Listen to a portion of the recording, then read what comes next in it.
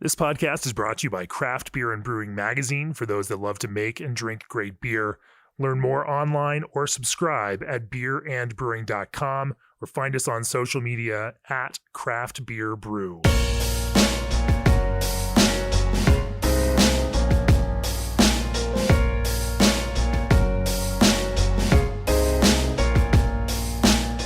Welcome to the Craft Beer and Brewing Podcast. I'm your host, co-founder, and editorial director of Craft Beer and Brewing Magazine, Jamie Bogner. We are kicking it local and socially distant and safe style for this episode of the podcast. I'm down in Loveland, Colorado, maybe 10 minutes away from my house, where we are blessed to have a local brewery here, local to me at least, that is killing it in the barrel-aged beer game. And Josh Grenz of Verboten Brewing and Barrel Project is going to talk to us about barrel-aged beers today. Welcome to the podcast, Josh. Yeah, thanks for having me, Jamie. Good to see you. I've tried to space out all of my local friends, so that especially through this kind of COVID period, I can still go see people face to face. And it's fun to come down here and do this. For years and years, I actually used to work right down here on the corner of 4th Street at Interweave, handcraft publisher that used to be based down here in the building that's now the co-working space down there. Yeah. And so this was part of my daily routine for a number of years before we started Unfiltered Media and Craft Beer and Brewing. And so here we are. Well, welcome back to Loveland.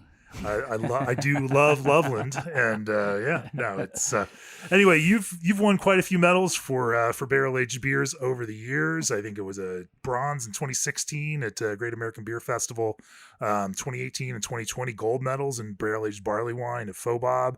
You even won a World Beer Cup medal for barrel aged Mountain Man. And so, with that kind of history and tradition of making fantastic and compelling barrel-aged beers, I thought, hey, it's wintertime. People are thinking about big beers right now. And, let's talk about it on the podcast. Can't wait to dig into that with you. But first, nearly 2,000 breweries across the U.S., Canada, and Mexico partner with G&D Chillers. Innovative modular designs and no proprietary parts propel G&D ahead as the premier choice for your glycol chilling needs. Breweries you recognize like Russian River and Ninkasi, Jack's Abbey, Samuel Adams, and a bunch more breweries you've heard here on this very podcast all trust G&D to chill the beer you love. Call G&D Chillers to discuss your project today or reach out directly at gdchillers.com. Also, BSG is partnering with Leopold Brothers to bring a new line of small batch handmade malts to brewers and distillers. Leopold Brothers is a family-owned floor malting operation and distillery and 2020 James Beard Award finalist located just about an hour south of us here in Denver, Colorado. Since brothers Scott and Todd Leopold first opened their doors in 1999, they've created everything from classic unfiltered lagers to a number of spirits, including a wide array of whiskey styles. Learn more about the upcoming malt line by going online to bsgcraftbrewing.com or contact BSG at 1-800-374-2739. So, Josh, let's talk a little bit about your brewing history. What were your steps along your path to getting here where we are today, launching and now operating Verboten for a number of years? Well, I started out like a lot of other brewers, home brewing, which seems like 100 years ago now at this point. But I'm just messing around in the garage with hops and malt and seeing what I could make. I did that for a while and then got involved with the local homebrew club. Was treasurer of the club for a few years. The wise guys here in Loveland. The good old wise guys. The wise guys. There was like 8 to 10 of us in the group when I joined. The group's grown to like 40, 50 members now. But yeah, it was just this, bunch of people that loved beer, that was making beer, that would like to talk about beer and sit around and try stuff. But we kept it very educational, which I loved, and helped a lot with that education early on in the club. And had some great people that had, kind of founded the club and started the club and was president, knew a lot of stuff. And so I learned a lot of stuff about beer that I didn't know about making it, because it was just kind of this fun little hobby. And hey, now I have beer at the end. But and I've always loved beer. I grew up, born and raised in Fort Collins. When I was 21, Odell, CB Pots, New Belgium, all pretty much were just brand new. Cooper Smiths. Coopersmith, Right. and Odell, Odell Brewing. And then New Belgium was like a year after that. And I just, was just turning 21. And I was just getting into craft beer even then. Didn't have quite the money to, it seemed really expensive craft beer back then, which was odd, because it was definitely worth the money. But so I just kind of had to pick and choose, honestly, when you're 21 and you're broke going to school. Sure. But loved Easy Street Wheat, Sunshine Right. Wheat. Those were my beers back then. And then started home brewing, for the love of craft beer. I thought, wow, I can make this at home. And so those were kind of actually a couple of the first styles I emulated. And we still make a wheat beer here on tap, an Orange Blossom Honey Wheat, which was basically, when I was home brewing, that was based off of Sunshine Wheat with an orange in it. And so I wanted the orange in it. I wanted some sweetness, and that's our best-selling beer here. So that was a huge influence in my life, those guys. But yeah, and then it just kind of evolved to the point where we just started talking about opening up a brewery. Can we make this a career? Can this happen? And we started looking around in Fort Collins, because that's where we lived, my wife and I. And but I was involved with the homebrew club here in town. I just like the format a little bit better, to be a little more involved. And I just saw a little more potential in Loveland. At that time, Grimm Brothers was maybe a year old when we started looking. Right. The first brewery in town in Loveland, Big Beaver too. They were both about same time. And it was just those two in Loveland, a city of 70,000 plus people. And I thought, wow, what a potential that it had here. And I had gotten good friends with them and in the community and the craft beer scene in Loveland specifically. And so we started working on a plan, found a building, and then opened up early 2013. And we chose Verboten because we kind of just were messing around as a home brewer, and the beers I liked to drink and like to make had, ingredients, the fifth ingredient, if you will, spices, fruits, and aging in spirit barrels was actually forbidden too, under that kind of a sub law to that, as we did some research. And so we wanted that all to be a focus of like our brewing style. So it just kind of fit to the Reinheitsgebot, kind of restriction on brewing process. Right. Yeah.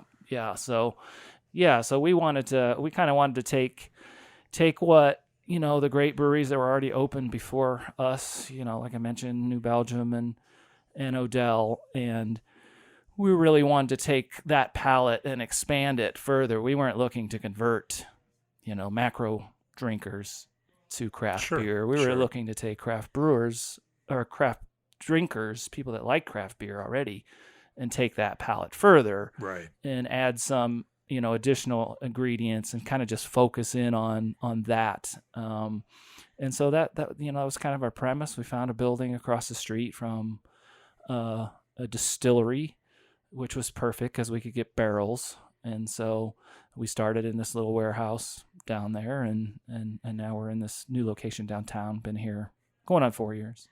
I used to have physical therapy with Rodrigo a couple doors down from the old... Yeah, I used to come over and drink there. Yeah. I haven't seen him in a while, but... And for the mountain bikers who might be listening, Push Industries used to be like right around on the other side of the building from you guys, doing suspension tuning and whatnot. So it was a fun little location over there for sure. Yeah. But so you open up a brewery in Loveland, and yes, there's 2 or 3 breweries then at the time when you open up, but you're in a pretty sophisticated craft beer market here in Colorado, in the shadow of Fort Collins, with like major heavyweights in the world of craft brewing. And so carving out a space in this kind of highly competitive market, not to mention all the smaller craft breweries in Denver, Boulder, at Longmont, you've got a whole bunch of very significant brands that people are familiar with, from Left Hand to Oscar Blues, Avery and more. Opening up a small craft brewery in that kind of market is a bold undertaking. Right. Yeah, at that time we thought, boy, it seems pretty saturated in especially Fort Collins. And that's kind of why another reason we were looking at Loveland. And that's why we wanted to try to be a little bit different. I mean, our original premise wasn't to do classic beer styles, and I love classic beer styles. Sure. And we're brewing more of them now than we ever have. But we wanted to add, an ingredient to everything and just kind of set ourselves apart. And we started under this kind of nano ideas. A lot of them were starting to pop up. Hess was one I looked at really close in San Diego that was kind of piping that nano brewery, really small size. And you started on a tiny brew system. Yeah, a 3-barrel system, which was about the biggest nano, I think. Right. Most of some of these other brewers were in 1 and 2 barrel systems, but I thought 3. All right, I can get 6 kegs out of that, and we're just going to rotate those six kegs, and we'll, everything will change all the time. So we got to do a lot of that because of the small system. Of course, it's a business owner. You start looking at the efficiency of 6 kegs and what it costs to make that. You're like, you start thinking about how many times a day you're brewing. Right. Like, and was this the best thing to do? But it was, because we got to play with a lot of stuff and never have anything around real long and see what people liked that we were making, and then when those kind of turned, and you get into to change variables standards, so often. You get to experiment, and the stakes of that experimentation are pretty low, right. and that you just sell 6 kegs of it, and then you're done. Right. I remember talking to the guys from Aslan on the podcast, and they were saying the same thing. They started on a 2-barrel nano. Yeah. And even though, like, from a business perspective, it's just suicide, like, it's crazy. Right. The fact that they brewed, 100 plus times in their first year, maybe more than that. That's just a lot of brews to get under your belt, and a lot of small variables that you can tweak every single time to learn about what you're doing and what people respond to. Right. Yeah. Yeah. So that was good. I wouldn't change that we did that. But eventually you realize that, it's just kind of spinning your wheels a little bit, and you're so inefficient that Sure. you got to try to make this in bigger batches. But it was still fun. I still love those days. It was just me. Yeah. Brewing. And so, Verboten that was your first professional brewing job then, right? Correct. Yeah. Right. And so, coming from homebrewing to brewing professionally, it's probably not the worst thing in the world to have that kind of runway to learn from at a small scale. Yeah, exactly. I didn't want to have to jump in. I didn't know enough, honestly, about bigger systems. 3-barrel, those 2 3-barrels are just larger homebrew systems. Right. Basically all manual still. So that, and if that God allowed me forbid to you kind really of mess it up, develop, then, even dumping a batch. Yeah, we had to do that. Yeah. This didn't work out. Okay, it's going down the drain. That's okay. still the stakes are low. Yeah. Well, let's talk a little bit about how, the time frame for getting into this brewery that we're in right now. But first, tired of the trial and error carbonation processes? Then look at Quantaperm's innovative automated carbonation systems for precise carbonation. These systems handle wide flow ranges to accommodate all your beer, wine, soda, or cider styles. You can even carbonate and directly send the product to a packaging line without tankage. Besides carbonation, Quantaperm offers robust and economical systems for nitrogenation and water deoxygenation. All of their systems have an easy-to-use graphical user interface with reports and graphs that you can pull up on your mobile device. Visit Quantaperm.com for more information. Also, ABS Commercial is excited to be a part of today's podcast. ABS is a full brewery outfitter offering brew houses, tanks, keg washers, and small parts. ABS wanted to do something fun for the craft beer industry, and if you missed it, they gave away an ABS Keg Viking keg washer live on December 7th. Congratulations to Lazy Horse Brewing and Winery in Nebraska, who are the new proud owners of a Keg Viking. Make sure you are on the list for future giveaways. Go to www.abs-commercial.com, click on the Keg Viking page, and fill out the contact form to stay in the know. So now you've got a new location that's right here in downtown Loveland, Josh, just off of the main 4th Street drag, and tap room, brewery, etc., barrel room. much bigger brew system than than you had back back in the day at the original tap room. Talk to me about the formation of this location. Yeah, I mean, we realized that in that little space we couldn't grow, and on a 3-barrel system, we were just killing ourselves to keep up. The response was really good, overwhelmingly good, and that was a good thing, but problems to try to figure out. And so we just didn't have really the expansion area that we needed to in that old location. And this is a much better consumer-facing location. Correct. Where there's restaurants, there's places that people want to go, right. And Yeah, and the foot traffic, and just to be in the heart. There's actually a couple other breweries down here too, and yeah. so it actually becomes a location that people might want to go to in order to hit a few different breweries, even in if they're doing a little bit of brewery hopping. Yeah, there's 4, 1 brew pub, 2 other packaging breweries within walking distance from here, which is great. We get a lot of foot traffic, people going back and forth, and that's what's great about the brewing communities. You see a lot of the same people in the same tap rooms. I can go over to Loveland Ale Works and see some of the customers, know them by first name, that they come in here, and to Crow Hop or Rock Coast and see similar faces, and that's what we want, really. I mean, people getting out under normal circumstances. This year's been a little tricky with that, right? Sure, with COVID, but so we wanted to be, kind of downtown in that scene, and find a building that kind of fit our personality better, which this just checked all the boxes for us, and the ability to get a bigger brew house. So. Sorry, I'm waxing nostalgic about Loveland in so many ways, but let's talk about the real reason that people are listening to this podcast, and that's to talk about your approach to barrel aged beers. Talk to me about the kind of genesis and foundation of this brewing program within Verboten. Yeah, I mean, we started in our original location. We wanted to do barrel aged beers. That's what we loved making. That's what we loved drinking. And I was just blown away. I think the first time I had a couple of barrel-aged stouts, bourbon barrel-aged stouts, the first time I had one, and it was Odell's, being in Fort Collins, their bourbon barrel stout. And I was just blown away by the flavors and the complexity. Is that the one that later became infected that they recalled and everything else? Yeah. Yeah, and haven't made it since. Unfortunately. A bad experience for them. I know. But I love that beer. It just absolutely blew me away.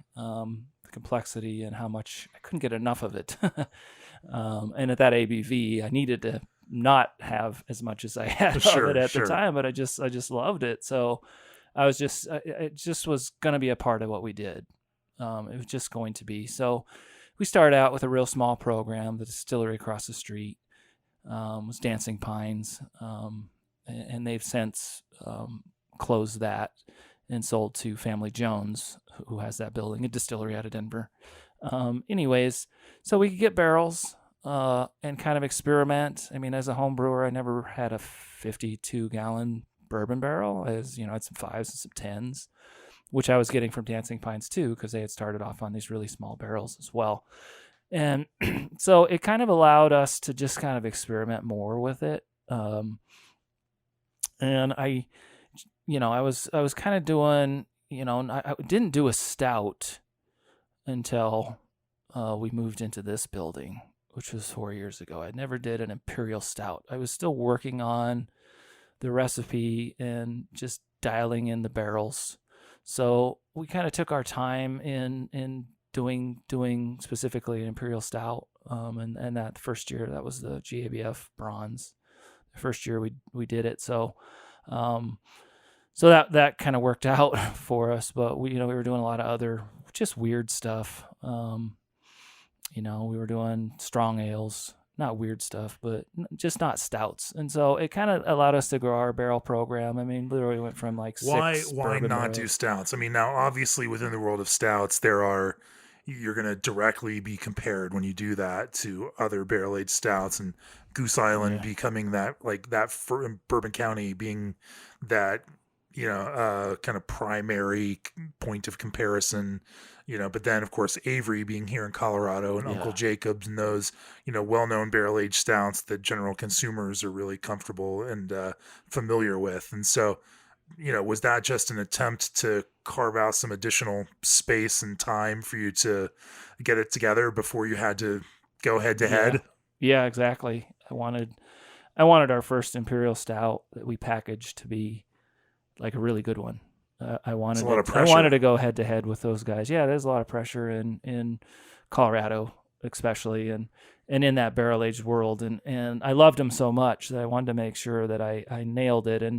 And there were things I liked about certain ones, like the ones you mentioned. There was things I didn't like about those, and so I kind of developed where we wanted it to be, and mess with the barrels and times and what barrels that we liked for them.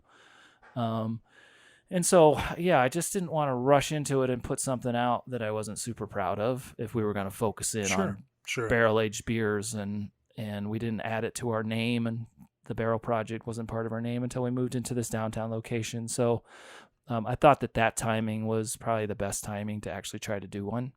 And I'd been kind of working on the base recipe and designing it specifically for the barrels, and so I just wanted to nail it right off the bat, I guess. I just didn't want to kind of just throw this beer in a barrel and hope it worked out. I wanted to put it into a barrel and feel really good about the fact that it was going to work out after 9-12 months in the barrel. You say from tasting these beers, these other beers that you were able to formulate ideas about what you liked and what you might not have liked in these beers. How would you describe what you wanted out of these beers and some of the flavors, and we don't need to name names, but some of the flavors and components of beers that you found less attractive, and the flavors and components of these barrel-aged stouts that you found more attractive? It was overly sweet, overly unattenuated, big barrel-aged beers. I didn't want it to be that exactly. I wanted to come short of that. I wanted it to be about as drinkable as you could imagine a barrel-aged beer being, as in you don't feel so beat up by it and overwhelmed by it and overly sweetened by it and overly boozed out by drinking a 10-ounce glass of it, which is usually what you're going to get in a barrel-aged beer at most beer bars, breweries. About 8 to 10 ounces of it is what they're serving. So that's where I wanted to go. I wanted to enjoy the first sip as much as the last sip of that glass. But I wanted it to be complex. I wanted it, I wanted you to taste the barrel. I wanted you to taste the malt still. And I wanted it to be sweet in an enjoyable way, but not chewy, somewhere just short of that. That was just my approach to what I liked best about the ones that I tasted.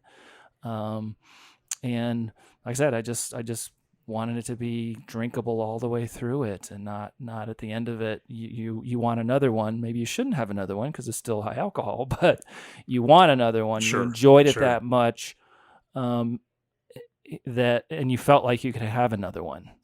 So that was kind of my approach to doing the barrel-aged beers. And I think that was the hardest with the stouts, of dialing that in a little bit so that it was those things. So it kind of hit all those marks. Let's talk about that a little bit, especially in the realm of stouts. So now, you're dealing with a whole bunch of variables here. You've got high alcohol, which, is alcohol heat. You need to balance that with sweetness. You need to balance that with, malt depth and some of the caramel flavors and the kind of mid-tones there. You need to balance that with roastier flavors, that hopefully don't get too sharp, and so now, as those roasty flavors get strong, you ramp up a little bit of sweetness. The alcohol continues going, these are all differing levers that you're pumping some up, you're pulling some down, in order to kind of create this ultimate mix. For you, what were some of the kind of key findings as you were playing with these ideas that helped you formulate the idea of what makes this good? And then we can go from there and talk about how that interacts with the barrel aging process. Yeah, it was the base beer. I mean, it was starting with the base beer and the malt.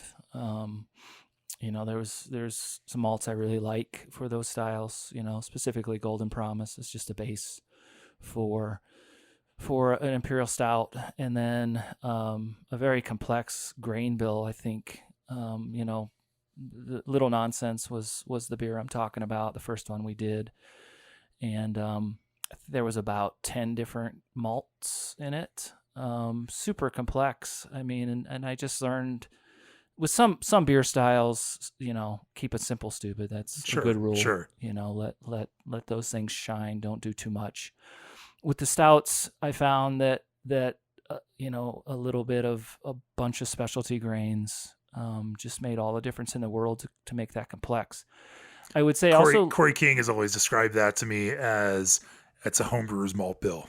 Yeah. It's not a professional brewer's malt Correct. bill. There's no professional brewer that's going to throw 10 specialty malts into a beer like this. Only a home brewer would do that. Right. But let's talk about some of the layers that you find through those various malts, what they might be, and what do you find that they, specifically add to that process. You started Golden Promise as a base malt. Where do you build from there?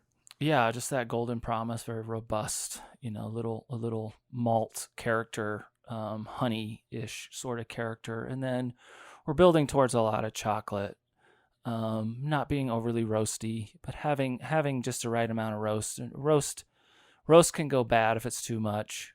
It needs to be there, especially in a big barrel-aged beer, but to kind of balance it out.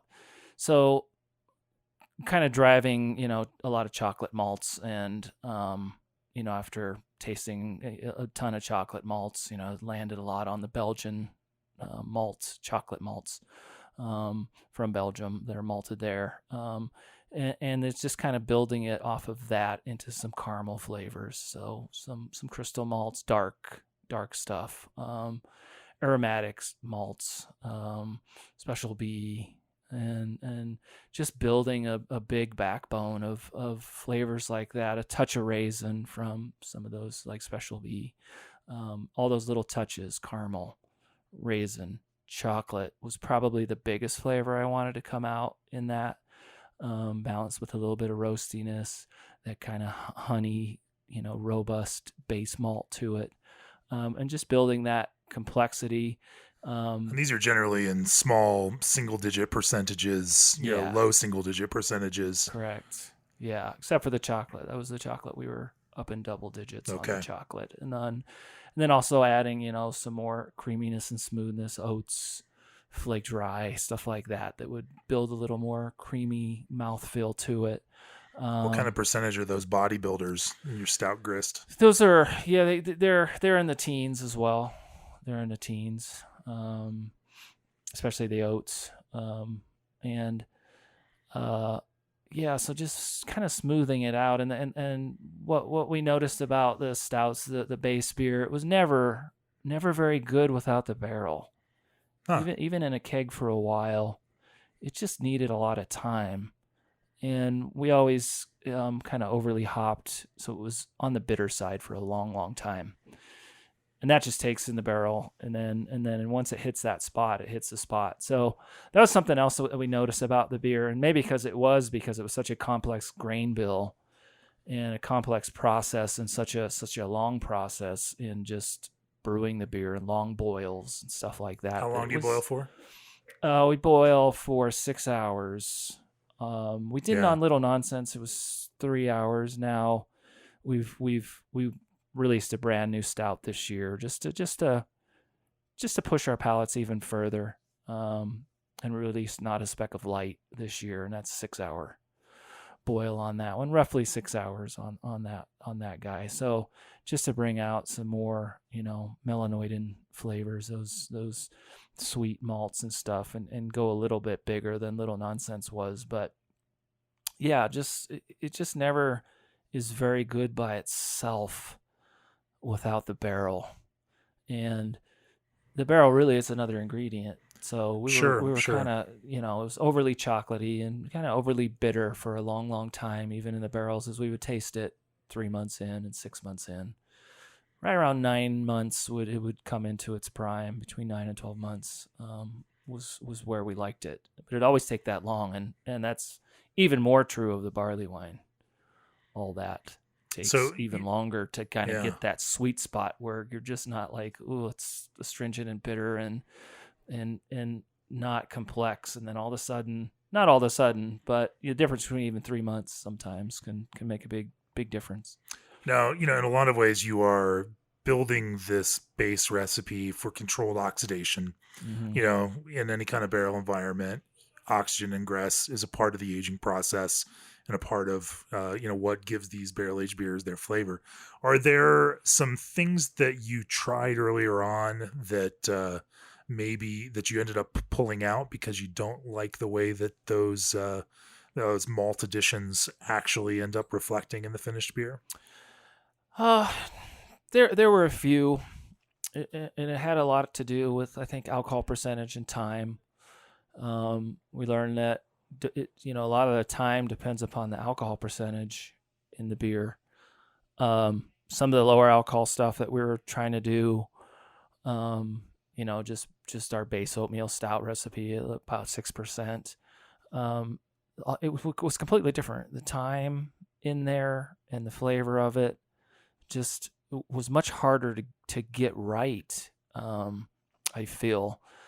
And so, there was some stuff that spent too much time in a barrel, too oxidized, or just too long and got weird.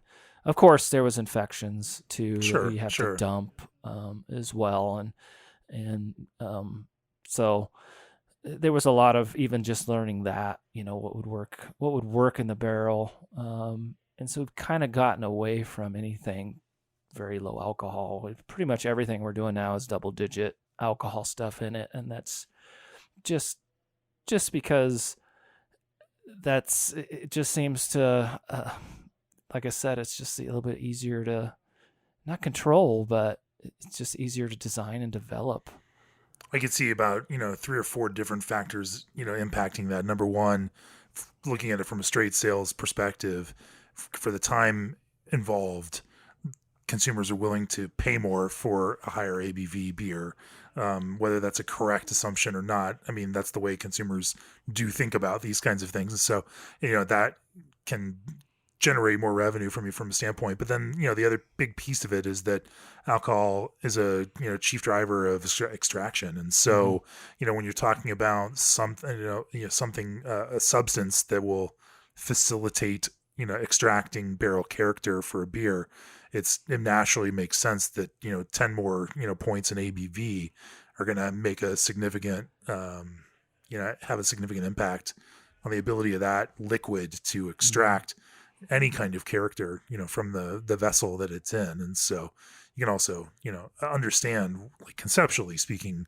why that higher ABV might drive that. And of course, that higher ABV necessitates a whole bunch of other creative choices that go along with it. But we had to dump a lot of beers that were either, hey, we just have a little extra of this in a single barrel from the distillery next door. Let's just put it in a barrel and see what happens. And that rarely worked out. Yeah. And some other stuff that were similar to that, where it was a beer that we didn't really design for the barrel. We did a big enough batch. Let's throw some of it into a couple of barrels and see what happens. And they hardly ever worked out, and we ended up dumping a lot of those.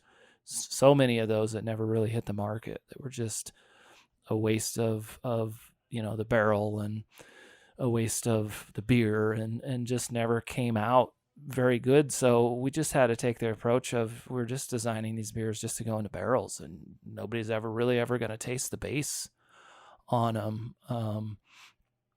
And that's what seems to work out the best for us. That's and there are a number of brewers we've talked in the past that have kind of struck that same chord, that you have to approach these with an intentionality. That good barrel-aged beers don't happen by accident, and they don't happen just because you tend to put a beer that you already like into a barrel. Right. It doesn't magically turn into a better beer that way. Mm-hmm. But it is interesting to hear that you've built these beers that you don't like to drink by themselves, right? But that through that process of barrel aging, turn into something else. Yeah. Let's shift gears a little bit and talk. Well, actually, let's talk about barley wine and the kind of strong ale and barley wine character, obviously, because that's something we don't talk about very often often here in the podcast or in the magazine, but it is something you guys are good at. Before we do that, Craft Beer and Brewing's all access subscriptions are a great belated gift for that brewer you love, even if that brewer you love is yourself. Go to beerandbrewing.com, click on the subscribe button, and join now. Also, on the Pro Brewing side, we're excited to announce all access subscriptions to our Brewing Industry Guide and brewingindustryguide.com with new and exclusive content from writers like Stan Hieronymus, Kate Bernat, Ben Keane, and our own staff, including me, of course. This all access subscription gives you access to insight into ingredients, processes, equipment, trends, strategy, and more that'll help you run a more effective brewing business. With the All Access subscription, you can also purchase All Access beer reviews. If you're tired of entering contests but not getting useful feedback, this program guarantees that our blind panel will review your beer, score it, and provide you with notes. Learn more at brewingindustryguide.com/subscription.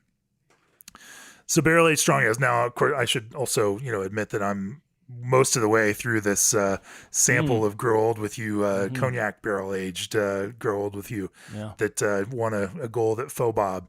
And so if my comments get more and more colorful as the podcast goes on, just understand why.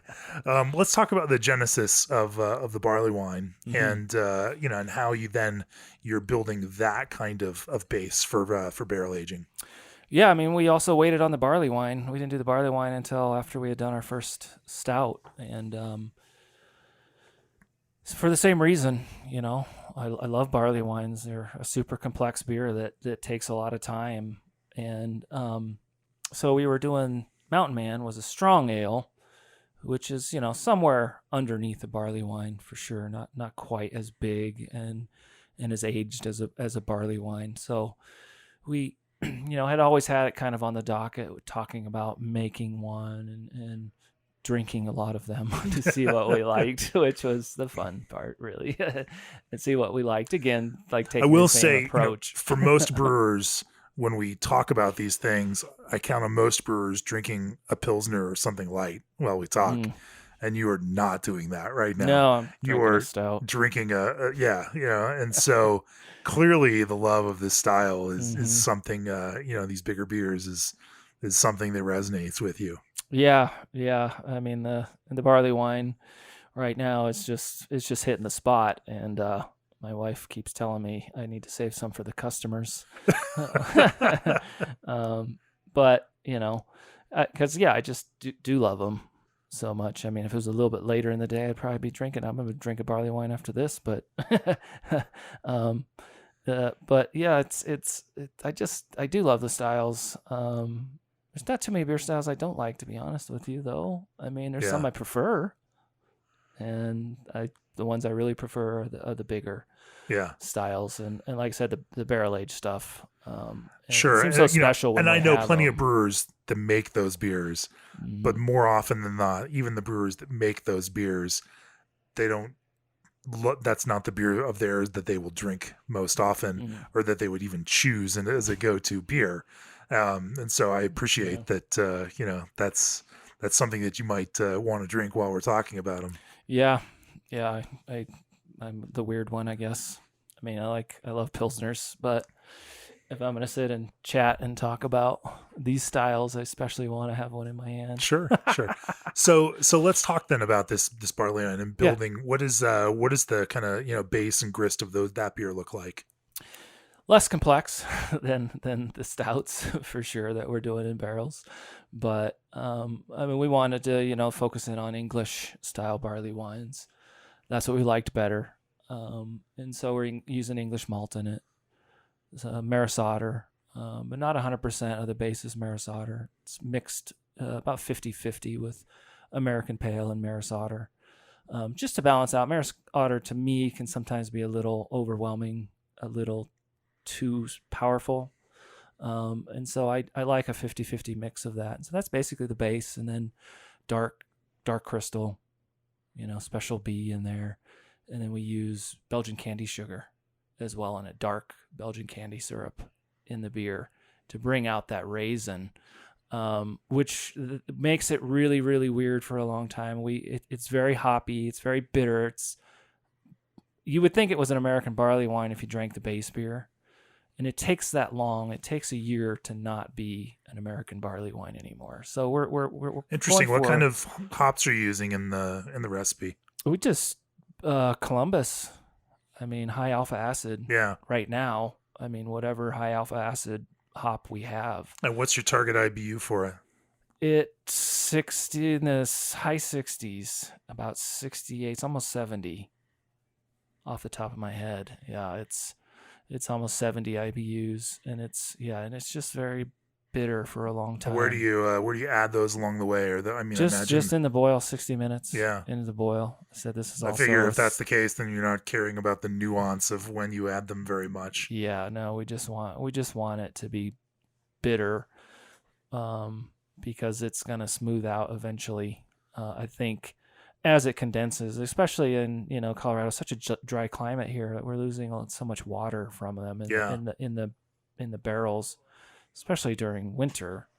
Here it's just really dry, so we're losing a lot of water, and it's condensing. It's picking up sweetness from the barrel, and so it'll come into where that sweetness is. I mean, this beer goes into the barrel around 11%. And it comes out. This came out at 14.2 this year. Oh, so wow. We gained a lot of alcohol on this beer in the year that it's in there. So it's again, it's not something that's good by itself. I mean, we have kept some of the base beer around. Like, we try to do that. And in stainless, this beer, 6 to 9 months starts to get there in stainless, but it's still overly bitter, and the candy sugar, it comes across a little vegetal almost. It's just a weird base beer that we would have a hard time doing anything with it again, just designing it for all that time in the barrel that it needs. And it really takes that long. I mean, it's like 9 months in and it's almost there, but it's still a little overly bitter and astringent. And if we don't just give it that extra couple of months, it's just not going to be where it is. You keep using the word raisin and, of course, referencing special B around that. What I find interesting about it is that I don't taste it as a primary kind of note. Right. It's sitting back in the background somewhere. It's still there, but it hasn't gone down that road, which I think everyone who drinks these beers is pretty familiar with, that kind of dark fruit, dark cherry, raisin, kind of character that these beers can certainly develop as they oxidize.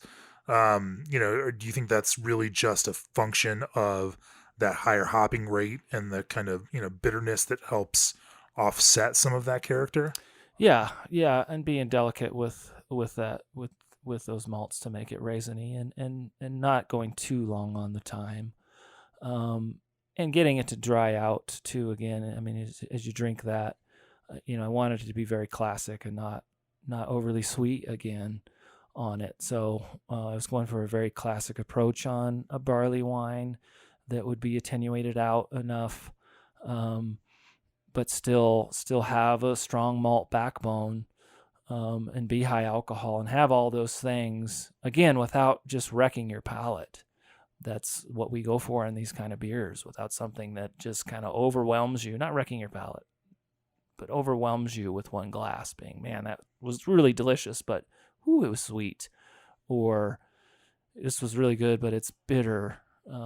So yeah, I mean, just finding all those nuances in there is the fun part, been the really fun part with these style of beers, and getting that right sherry oxidation note in there too. And it's not always a set amount of months either. It's anywhere in between 9 to 13, 14 months. We've found that it comes into its own and needs all those things, and it needs that amount of time, but it's not always 12 months. It's not always 9 months or whatever. Yeah. It's usually somewhere in between there that we kind of we have a target date for releasing this. Sure. Always, but sometimes we have to pull these and keg them early, get them cold, because we don't want it to over oxidize as well and get really raisiny and too umami. I want to come back and talk about blending process, later on, but I noticed we haven't really talked about fermentation. certainly with high ABV beers like this, going in at 11, you're fermenting this in a very specific way, and there are fermentation characteristics that can come from that can also affect how that aging process transpires. From your perspective, like what does that fermentation process of these beers look like before they go into barrels? We ferment pretty cool for an ale in the low 60s, trying to hold those esters, and they're so active that we don't want a lot of overly phenols and esters. We want it to be a really clean profile. We're just using our house yeast strain here on it. Is that like Cali Ale or something, or Scottish? Okay. Yeah, we use a Scottish ale. Just because I like the Scottish ale. It does really well. It's not the perfect strain, but it works a lot of good. We do a lot of stouts. It's really great for stouts, and it's okay for other styles too. But we mix in other strains too to do those styles. But our main house strain is a Scottish, and that's what this and our stout as well. And it's a powerhouse, surprisingly. We do use alpha amylase in the barley wine so that it does attenuate out pretty good. We use that in the mash. And we mash it low, 147 degrees. To mash it low, super long rest, super long boil again. But we use the enzyme so that it's more attenuates out pretty good and it's not overly sweet. And we ferment it cool, and it stays in stainless until it's at terminal, and we crash it and we leave it in the tank for about 2 weeks. We let it warm up a little bit before we put it in the barrels, just so we don't have a lot of off-gassing and expansion in the barrels. But we don't add biofine or anything. We just cold crash, give it a nice long conditioning in basically a 2-week lagering period before we put it in the barrels, so it's nice and clear, just naturally on it. And so, yeah, that's it. I mean, it's in a tank for about 6-7 weeks, probably, before we put it into barrels. Yeah. Altogether. And that seems to work for us. So, I mean, it's a lot of tank time, but with the alpha amylase, is that something that you've done from the start, or something that you started doing in order to help the yeast along to get to where you wanted it to go in terms of ultimate dryness? Was that a process improvement, or was that part of the initial plan? That was part of the initial plan for the barley wine. Have you ever tried it without it? Have not in the barley wine. Okay. No, that was our initial plan in the barley wine, and we had to do some collaborations here and there that where the enzyme was being used for me to kind of see what it did in other people's brew houses and situations. And I mean, that's why alpha amylase was kind of around as a brewer's little tool to help those big beers and stouts too. I don't use it in our stout. That and light lagers. I mean, it was really there for high gravity brews of light lagers. Yeah, exactly. Yeah, exactly. So we've used it from the start on it and had great results with it. I mean, that was always the trick that Avery used for their like 16 and 17% beers, right? They call it the Schwartz or liquid Schwartz or something like that. Yeah, liquid Schwartz, that's right. Yeah. Yeah, yeah, on the Demon series, right? Yeah, now the secret's out. Now everybody does it. And then the brewed IPA thing happened, and all of a sudden IPA claimed amylase enzymes. Mm-hmm. Yeah.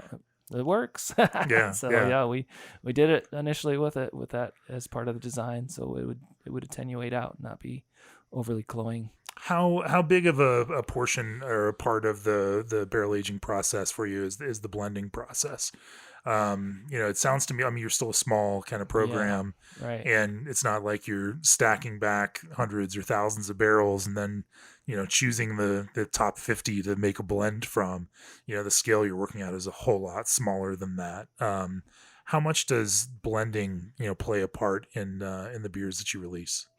Somewhat, but yeah, as a small brewery, I mean, we get the barley wine in about 8 different barrels. I try to mix the barrels, and I try to consistently get the same barrels. That's not always possible to get the same barrels as we used the year before. And then I try to keep, if we're doing, it depends on variations. This year we did 2 variations of it. I had Law's bourbon barrels, and I had Heaven Hill rye barrels. And so I did blend all of the Heaven Hill rye barrels. Fortunately, we're all clean, past micro. All of our barrels for the barley wine were clean and past micro and taste panel this year. And so, being a small brewery, we just used all of this. We had 6 rye barrels. I used 5 of those. Then I moved on to cognac staves. And then the other version we did was the Law's bourbon barrels, 2 of those mixed with 1 of the Heaven Hill rye barrels for kind of a double oaked. Both of them were a double oaked theme, 2 different barrels. So that's kind of, being small, the way that we kind of have to approach it is just kind of group those barrels together. I mean, sometimes there's, some blending if a barrel isn't very good. Surprisingly, that barrel just helps the blend sometimes. You get good barrels and you get some barrels that are just kind of blah, wouldn't be good by themselves. Right. But when you blend them, it just adds like another layer of complexity. It had some sort of flavor in it that the other ones didn't, the ones that you really liked. So it's kind of just worked out that way for blending them. We want to use all of the barrels. It's because we don't have a lot. We don't have necessarily the luxury of leaving these ones behind. We'll do that sometimes to do like a brewer's reserve and age something a few more months and release it. I have that actually with the barley wine. I've got 3 more barrels in the barrel room right now that are going to be for special projects. One, our anniversary beer that's moved into a port barrel now. And then 2 other ones, one that's a spoken collab with a brewery here in Colorado. And the other one, we'll do some sort of, brewer's reserve on it, let it go a few more months. Checking that oxidation, of course. And when it hits, kind of a special spot, we'll pull that as well. So, but most of the time, we just want to use them all. I mean, we want to try to get as best yield as we can in them. And as long as they're clean barrels and taste good, we'll blend them upon that. Do you ever vary base beers based on what the end product barrel is going to be for it? I tweak the recipe a little bit, actually, every year, because I have a pretty good. I usually kind of secure the barrels first, and we've been pretty fortunate. Like we got Law's barrels again. Couldn't get Heaven Hill rye this year, so it's going to be all Law's bourbon barrels in the barley wine. So I tweak the recipe a little bit every year. Just because, I don't that's just the way kind of the brewer I am, Sure. I just trying to add just one more little thing to it that I think I would have liked in it. And a little bit, yes, because, last year the barley wine was in mostly rye whiskey barrels. And this year it's going to be in all bourbon barrels. So I tweak the recipe based on that a little bit too, because you're going to get, a lot more vanillin out of it. They're generally boozier because of bourbon and the nature of bourbon. In these specific barrels, I know, what alcohol percentage their bourbon is before they pull them out. So I do kind of tweak it for that a little bit. So I try my best. We try our best to know what barrels they're going to go into so that I can kind of adjust what that recipe might end up being. You mentioned, that this year the cognac variant is aged on cognac staves after being aged in bourbon barrel. Talk to me about that aging on staves process and what that looks like for you. Yeah, that's we looked at actually getting cognac barrels, but honestly, they're hard to find. They're super expensive, and we did that on the very first time that we thought about doing a cognac version, and then we actually found. And anyone can find these. They're available for homebrewers. They're actually chipped up cognac. They're actually real cognac barrels that have been chipped up and then sealed nitrogen, basically pasteurized, if you will, with nitrogen, sanitized with nitrogen is what they say. So they're good to go right out of the bag. We haven't had any problems with them. So that's where we went, and with that, and that was just, like I said, logistics thing, cost thing, and that's worked out really good. A little more controllability of the cognac aspect to it. We haven't done the beer just on cognac or in just cognac barrels. It's always been a double. We've aged it in either bourbon or rye barrels, and then moved it into stainless steel for a couple weeks on the cognac staves, the chips, if you will, the shredded cognac staves. How do you, in terms of, amounts and mix in order to get something that's perceptible, how much volume of cognac chips does it take per barrel of beer? We follow we first started with just following the recommendations from the manufacturer where you can get those. And I believe it was like 4 ounces per barrel, I believe, on their recommendation. So we started with that. That was actually the first year that we did it, where we were doing different amounts and then we're reblending all of those. This year we kind of know where we like and kind of hit that sweet spot and how much time that we need on it. And, we were messing around with different amounts and different, literally the first year that we did this beer, we had like 8 different kegs with different amounts, and then we had to reblend kegs. All those. You're doing all this blending in kegs. We did it. The first year we did it. We just wanted to, it was really stupid to do it that way. You got to learn some way, I guess. Yeah, that's exactly what we kind of wanted to do. We really wanted to see the different amounts and what we liked and hit that spot so that we would know. So it was really difficult the first year. It was a lot of tasting those kegs like every couple of days, which was fun. But so now we kind of know where we like and how much time. But that first year was just all experimenting with, literally it was like 8 different kegs with different amounts of those chipped up cognac barrels in it. This year was much easier because we know the amounts, took good notes, and we did it. The time was pretty close to about where we were expecting. What's that thereabouts look like? About 2 weeks. Okay. On those is all we want additionally. And 4 ounces per barrel still, or? It's no, we end up using just a little bit over that. It's closer to 5 ounces per barrel for just under 2 weeks. Just tasting it in the tank, seeing where it is.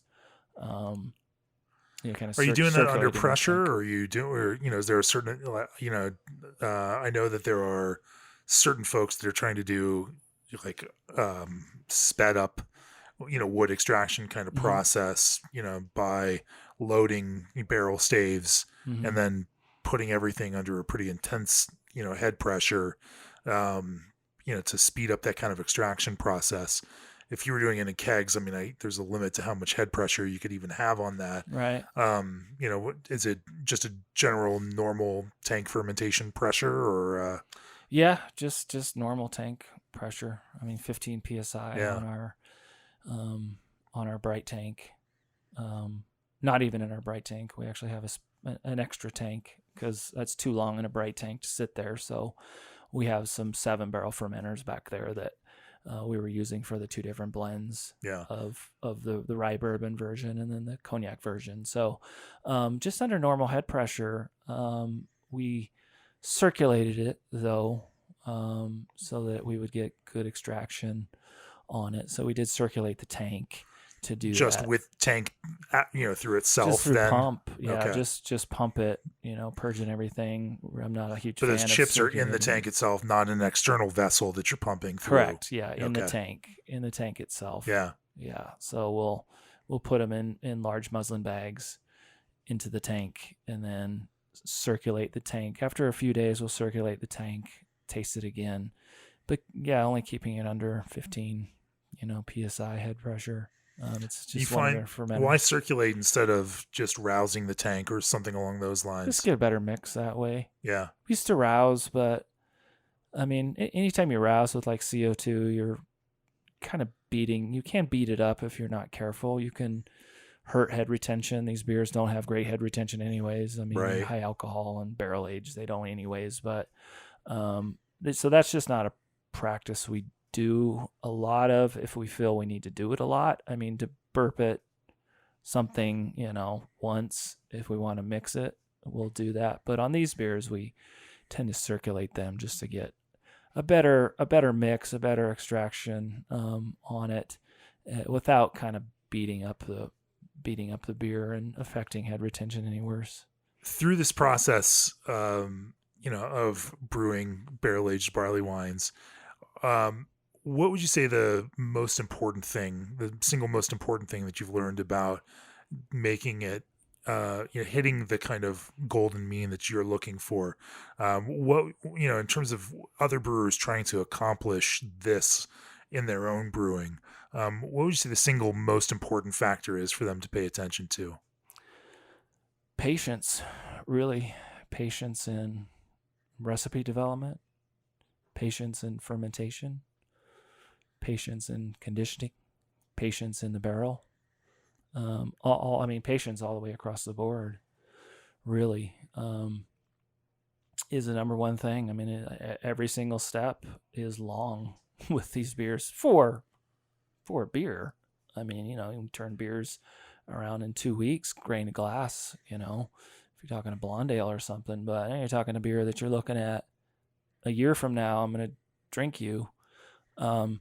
So it's patience, but it's not just patience in the barrel. It's patience at every step of the process of it, from recipe formulation to fermentation to the final product to releasing it, and doing everything slow.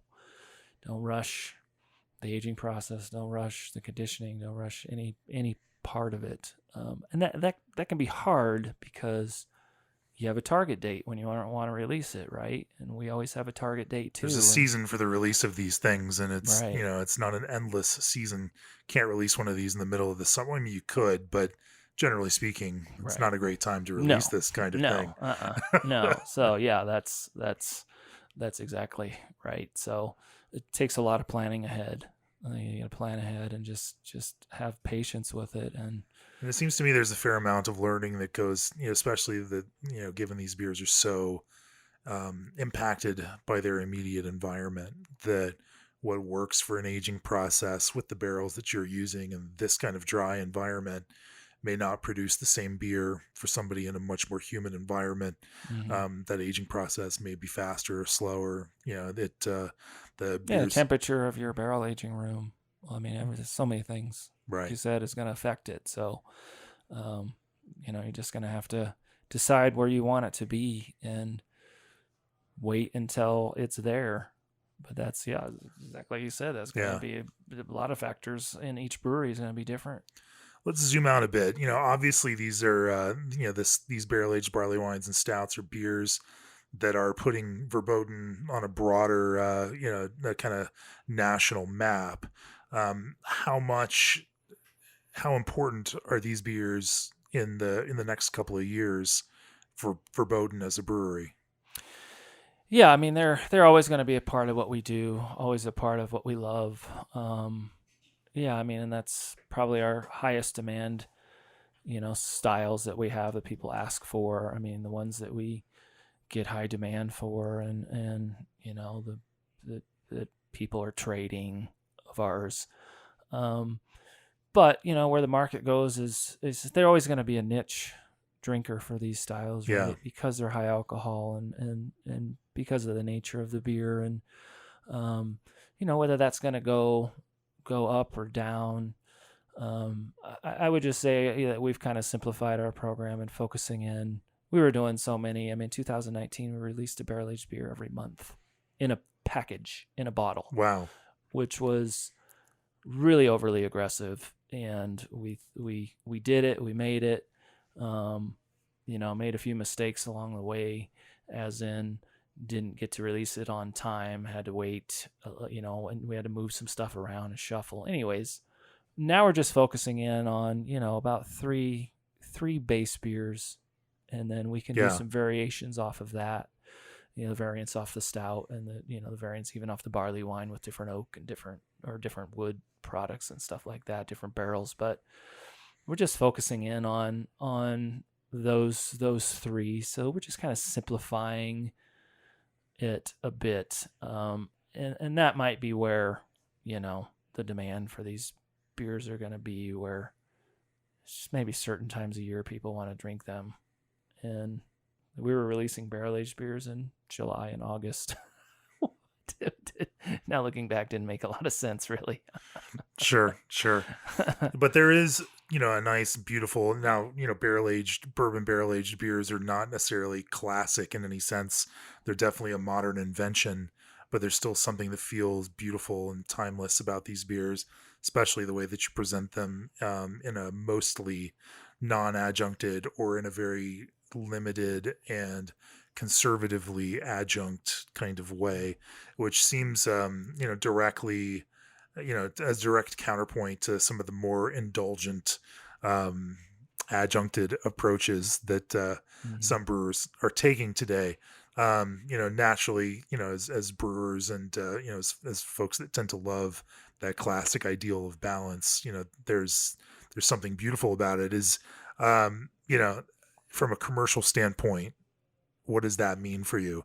There seems to be a bit of sticking to your guns on this, but, how have you noticed in terms of sales? Is that helping? Is that hurting? Is that just what it is? Is there a philosophical background to doing it that way versus doing it another way? Obviously we've heard about your philosophy, but there's the brewing philosophy and then there's the business philosophy, and right. Balancing those two can be a challenge sometimes. Yeah. It is a challenge.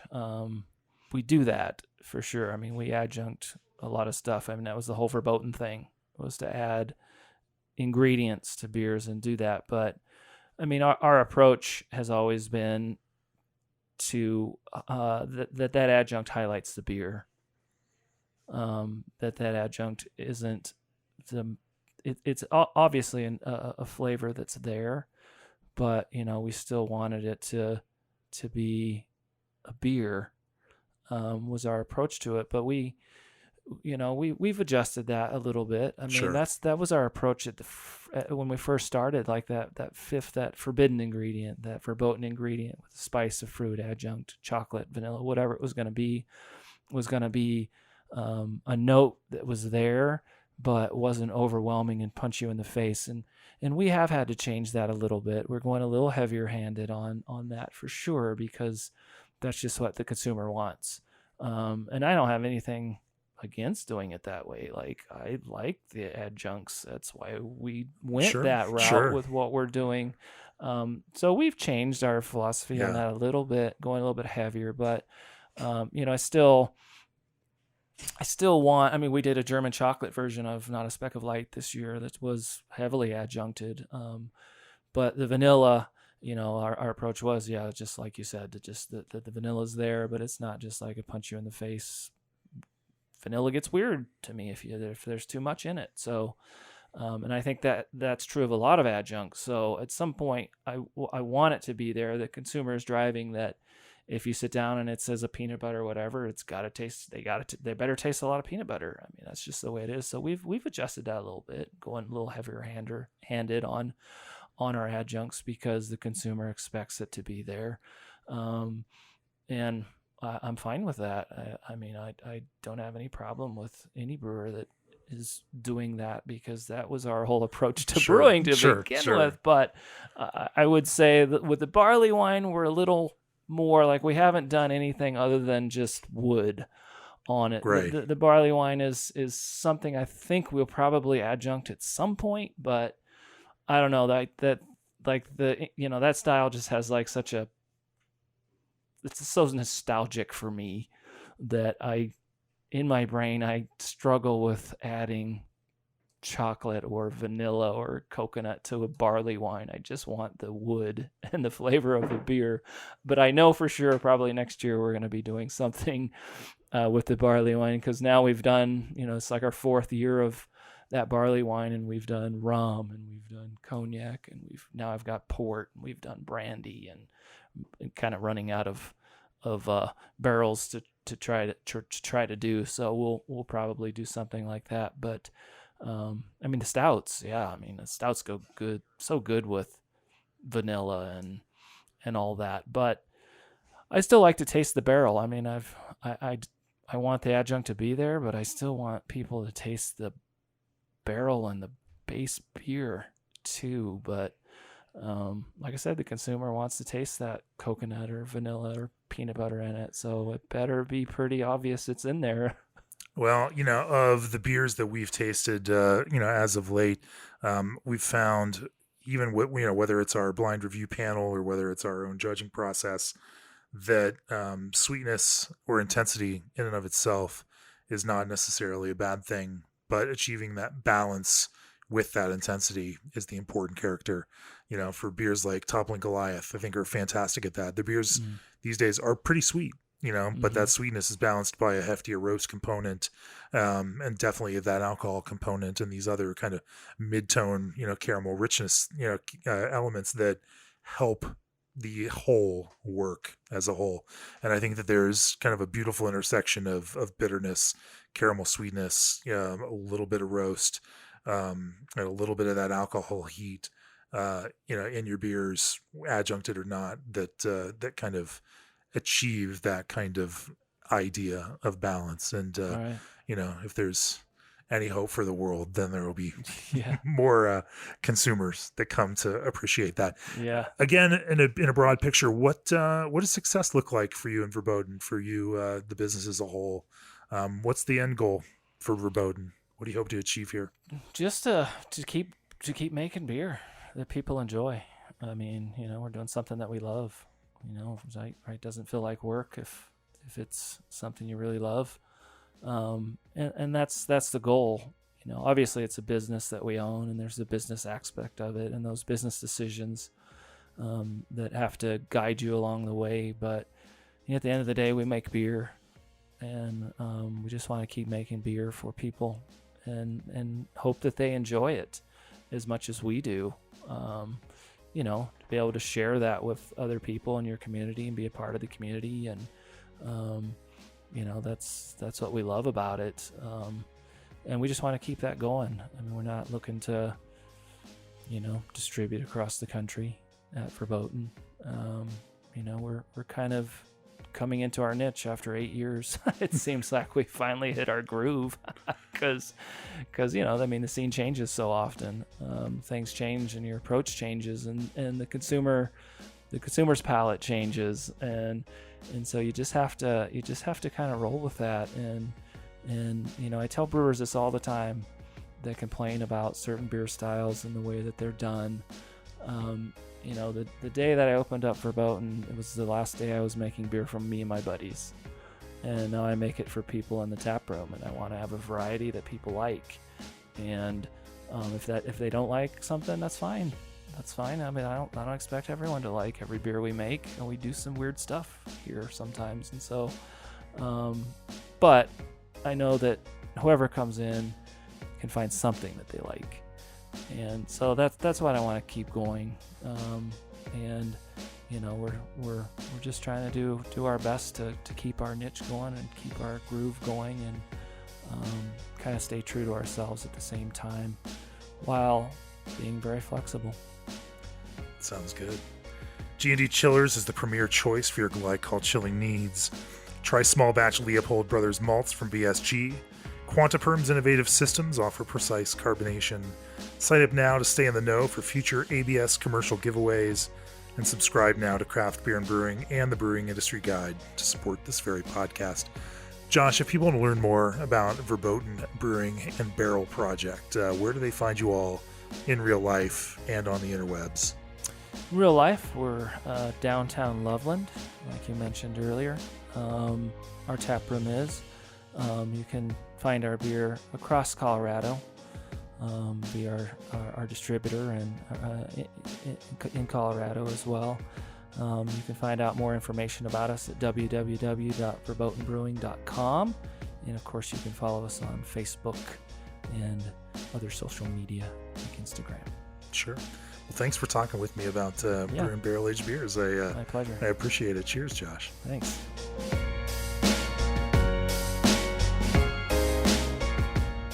This podcast is brought to you by Craft Beer and Brewing Magazine for those that love to make and drink great beer. Learn more online or subscribe at beerandbrewing.com or find us on social media at Craft Beer Brew.